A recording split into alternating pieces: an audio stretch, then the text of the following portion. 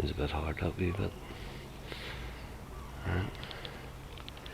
Oh, good job. Good job indeed. Put them in there. Oh. That way. Right, so that's it all done. So it is. Don't really want to be touching the wheel, but give us that. So all done at this side now. That side there was done yesterday.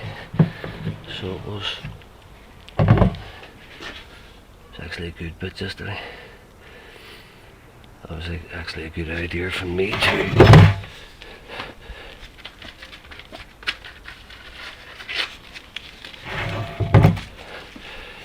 use the tape it all up right to the very edge, stick it all down, and then do your JB weld in there, let it harden, take this off, and then do the next side the next day or the day after, whatever. But I would leave it about a week easy, and then I would sand it all down, and then I would probably leave it for another week before I put the tire on it and put pressure on it.